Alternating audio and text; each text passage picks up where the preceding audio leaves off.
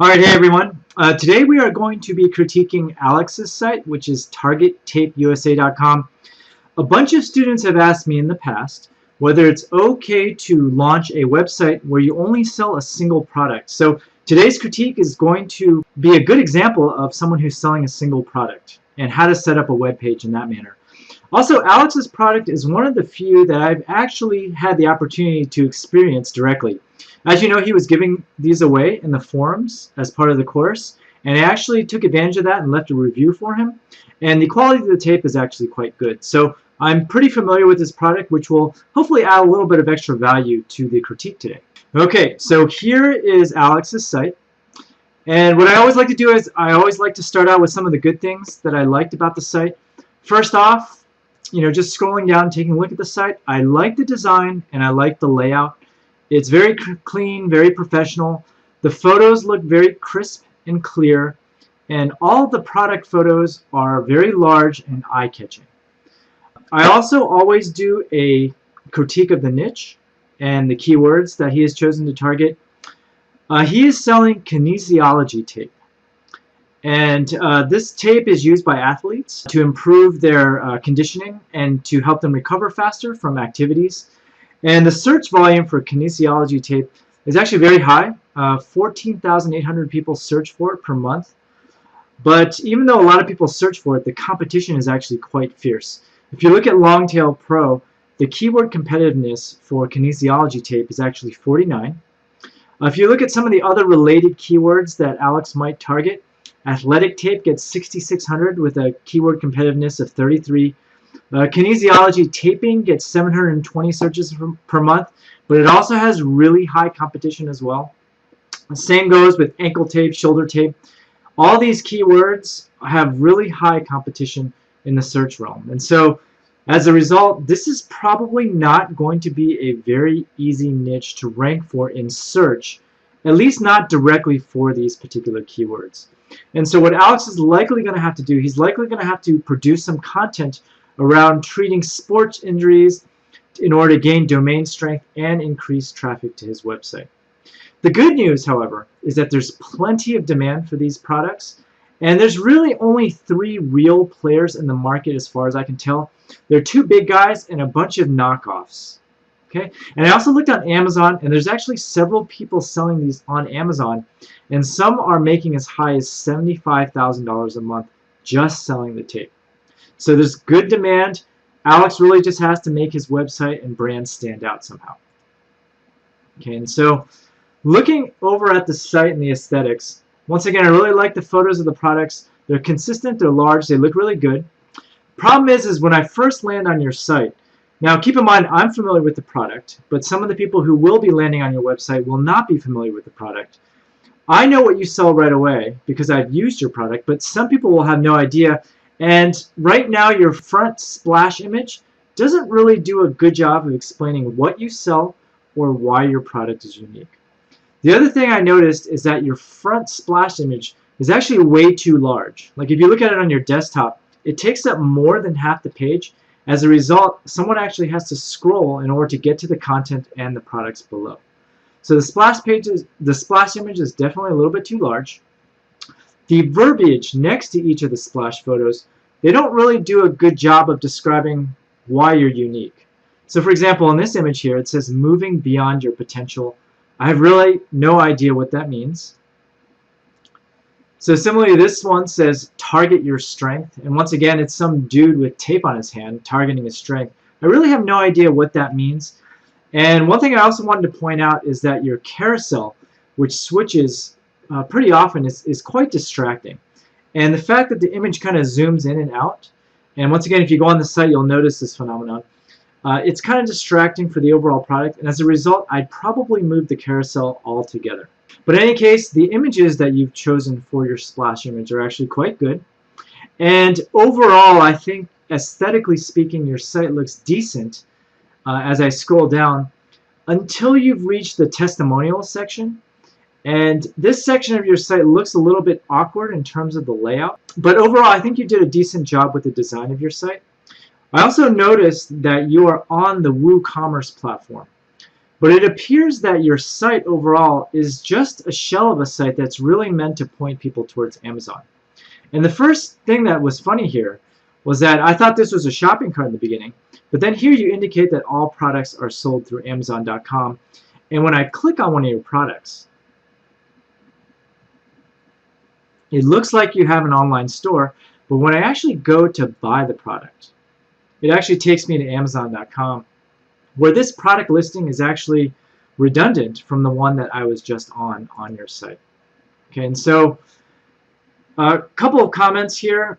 Instead of having this intermediate product page here, why not just have the links go directly to Amazon if that's where you plan on selling?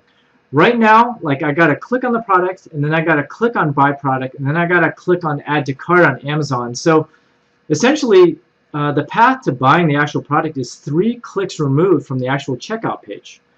And one thing I also noticed just from surfing on your site is that it's a little bit sluggish. And I know that you're running WooCommerce on WordPress, which in the class I recommended that you stay away from that because Woo does not really scale very well with products and customers. So if you're going to keep it the way it is, it's probably okay as long as you use some sort of caching plugin.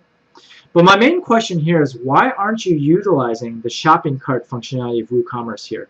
You know, Amazon takes 15% right off the bat, and you're using FBA also, so you're probably paying somewhere between 25 and 30% to Amazon to sell your products. Why not save some of that margin and actually sell these products on your own site? Because the people on Amazon are going to find your products no matter what. Okay, so let's take a look at some of the product pages here. I want to talk about this weird phenomenon that I actually noticed on one of your pages, but it doesn't seem to be happening right now. There are a couple of products that when I hovered over it, it turned into a blank screen. So when I hovered over this product, it turned into a blank, and then it didn't actually let me click on it. I'm not sure. I think I was using Firefox earlier to browse on your site, so you might want to test this across different browsers just to make sure things are working. Once again, I do recommend that you point everything directly to the Amazon product page if you plan on just selling on Amazon. But just in case you decide to sell on your own site, this buy product button should be a lot larger.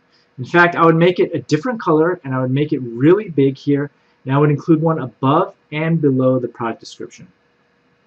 So, but once again, you know, you need to make a decision. Either point directly to Amazon or take advantage of WooCommerce and take orders directly on your own site.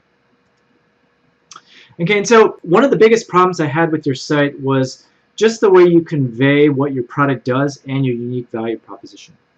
And so what I did, I had about 20 minutes prior to this critique to just mess around in Photoshop. So what I decided to do is I decided to just kind of revamp your website in Photoshop using some of the techniques that I was talking about to express your unique value proposition. I used all the exact same images and testimonials on your existing site, and I'll just show you what I came up with just to give you an example of what I'm looking for when I land on a site.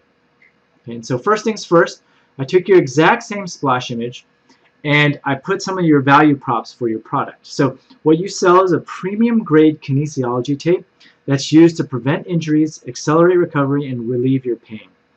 That way, when someone, right when they land on your site, they know what you're all about. It's not some dude with his hand taped up. Okay. You also had a different section here on what is target tape. And you'll notice, let me go back to the first page here. So you notice how your site's kind of sluggish here. Anyways, this portion here where you say what is target tape, your font is just incredibly small. No one's really going to be able to see and read this. So what I did is I made it a lot larger. So I enlarged your product photo, and I made the fonts a lot more bold, and I also included bullet points on hopefully what makes your product stand out from the competition, because I did a lot of competitive research with this kinesiology tape when I did your critique. And you know, your product is easy to apply, relaxes muscles, stimulates circulation, improves muscle performance, and it's water resistant, breathable, drug and latex free. And one thing I also noticed that was pretty good about your tape was that it lasts up to 5 days for application. Some of your competitors, it only lasts 3 to 4 days, so I thought that could be some sort of unique value proposition over some of the players in the market. I also added this section on your sales page on what target tape is actually used for. Because someone, when they come on, they see, you know, great, this can improve recovery time and that sort of thing, but really, what injuries does this target tape actually address? And it actually does a bunch of things. After I did some research on kinesiology tape, You know, it helps cure tendonitis, plantar fasciitis, jumper's knee, rotator cuff injuries, a whole bunch of different things. And so I decided to add that on your sales page as well. And once again, you're going to want to fill out these little categories here with actual content that shows people how to apply the tape to cure some of these ailments. Before, on your site, you had this little teeny tab that said, how does it work, in very small font, that you actually had to click on something in order to expand it. And so what I went ahead and did is I expanded it for you, attached a photo here to attract the attention of the eye, and then had a whole bunch, actually this is identical verbiage to what you had, that describes how kinesiology tape actually works and why it's actually beneficial for your injuries. Next thing I did, you have a testimonials page here, which I mentioned before looks a little bit awkward. You're using this teeny tiny font to express the testimonials that you've received and these random pictures. And some of these pictures are pretty heinous, actually. You have this one knee, let me see if I can find it, that looks extremely swollen. It's not really attractive. And so what I did is I took your whole testimonial section and I broke it apart and just took some photos and really enlarged these testimonials. And I looked on your Instagram page, which you did pretty well, by the way. Sounds like you got a whole bunch of athletes using your tape. And so I would go get testimonials from them, get their photo, and expand on this testimonials page aspect of your sales page here. And once again, finally, at the very end, I put all of your products here. Looks like one of your value adds is that you offer this tape in a bunch of different colors and different sizes as well. And so at the very end, I have your products displayed here after they've read through your sales page and they're ready to buy. And once again, you know, I would probably replace these links with links directly to Amazon so that as soon as they click on it, they click one more time and they can buy that product on Amazon directly. And I left your mailing list sign up form and everything else as is, but I would probably do some sort of giveaway. Maybe I would create some sort of guide on how to apply this tape depending on what body part you're trying to apply the tape to. Give that away in return for a email address. Okay? So once again, I actually posted this online on my webpage, and I'll go ahead and post the link right below the critique where you can actually go and take a look at this yourself, Alex, to see what I've done with your site. So a couple of things that I think that your site really needs as well. It really needs a blog. As I mentioned earlier, there's really no way that your page is actually going to rank in search the way it currently is. So I would definitely add a blog which will allow you to add useful content to the site. And the great thing about your niche is that there's just so much stuff to write about. And if you just look on some of your competitors like rocktape.com and kttape.com, they got a lot of content on their site. They got a lot of celebrity athlete endorsements as well. There's a lot of stuff to write about, and you need to do content marketing too in order to have any hope of attracting search engine or social media traffic to your site. So just as an example, as I gave earlier, you can write about Achilles tendonitis, plantar fasciitis, rotator cuff injuries, and how kinesiology tape can actually relieve these ailments. Lots of content that you could be writing. Took a look at your Instagram account and your Facebook account. It looks like you got a pretty decent amount of fans. And I think your Instagram strategy of posting athletes using the tape is a very good one. And so just continue on with that strategy. You're doing a great job with Instagram.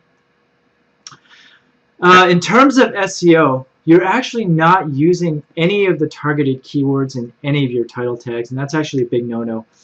At least on the front page, which is essentially just a single page sales page on your site, you should at least mention that the keyword kinesiology tape and maybe all the different permutations of what someone might be searching for to actually land on your site.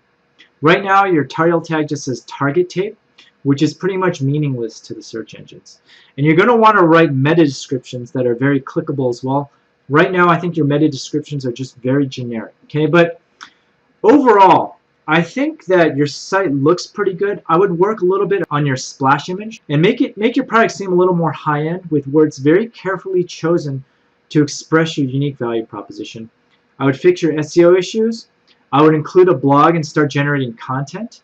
Doesn't have to be written content. You can have a YouTube page where you kind of interview athletes that have used some of this tape and that sort of thing. One thing about your niche, though, is that it's fairly competitive. And you got two big competitors, Rock Tape and KT Tape, and you're just going to have to create some sort of mind share for your products that kind of go beyond your website. And so what I would suggest, actually, is you should come up with at least one aspect of your tape that really sets you apart from your competitors like the Rock tapes and the KT tapes, and just press those facts onto your site. Now, just give you an example. The way Rock Tape does it is that they sell a super sticky version of their tape for water sports and extreme conditions. They also sell a specialized tape just for your fingers and that sort of thing. Right now, it looks like on your site you're just selling one size, and then you actually have to apply the tape. You don't have any specialization for your products. And so as a result, when I look on Amazon, a lot of your tape kind of blends in with the generics out there. And so what I'm asking you to do is you need some sort of marketing angle for your products to make them stand out. Perhaps you can specialize in producing tape that's already fitted for a certain body part. So for example, you can specialize in kinesiology tape just for your shoulder, or just for plantar fasciitis. Or you can create some sort of super sticky version of your tape that's waterproof that lasts 10 days or something like that. Right now your product kind of blends in with a lot of the generics out there. Okay, and so these are just some suggestions, but overall I think the way you've packaged your product, the way you've taken your photos, and kind of the way you've presented yourself on your website is very good. You just need to fix some of these small aspects of your site, and I think you'll do just fine. And so now I'll join you guys in the live chat to answer any questions. So the question is, what did you say about giveaways, Steve? Do we have to give away something to get their email address? Whenever it comes to just getting an email address, it always helps to provide some sort of reason for the customer to actually sign up for your newsletter. In Alex's case, there's a ton of stuff that you can give away. I wouldn't necessarily recommend discounts in his case. Maybe just some sort of guide on how to apply the tape or something that the customer can use along with their product. Okay, would you recommend hiring a blogger on Fiverr?